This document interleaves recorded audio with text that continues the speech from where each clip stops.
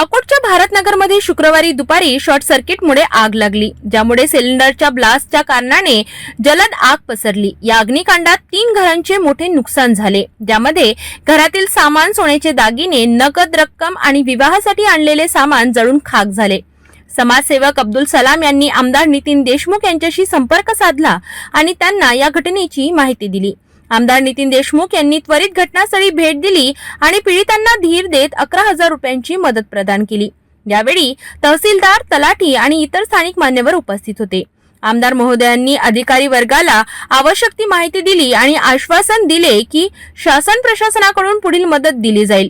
आमदार नितीन देशमुख यांच्या या मदतीमुळे पीडितांनी आभार व्यक्त केले आणि प्रशासनाकडून आणखी मदतीची विनंती केली।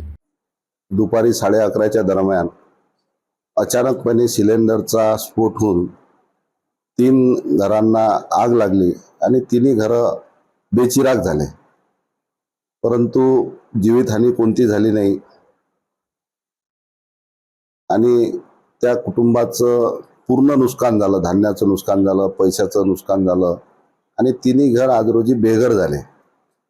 म्हणून आज तहसीलदार साहेबांनी, मंडल अधिकारी, तलाठी यांनी सर्वांनी इथं विजिट दिली, पंचनामा केले। जे काय शासनाच्या परीने जे काय मदत करता येईल ते पूर्णपणे या 3ही परिवाराला पूर्णपणे मदत प्राधान्याने दिल्या जाईल। आणि आजच तात्काळ तहसीलदार साहेबांनी सूचना दिल्या, त्यांना 8 दिवसाच्या धान्याची किट वगैरे जे गहू, तेल, तांदूळ, डाळ हे आजच्या आज त्या कुटुंबाला 3 कुटुंबाला देण्यात येते। जे काही शासनाची जे मदत असते तात्काळची 5,000ची एका परिवाराला, शासनाचे जे सानुग्रही अनुदान म्हणतो आपण तात्काळ 5,000 ते उद्यापर्यंत मिळून जाईल। आणि त्याच्या व्यतिरिक्त जे गॅस सिलेंडरच्या माध्यमातून जे घटना झाली त्या सिलेंडरच्या माध्यमातून त्या विभागातून जे काही मदत दिल्या जाईल, जे काही असतील ते सुद्धा त्यांना ते मदत पूर्ण मिळणार आहे।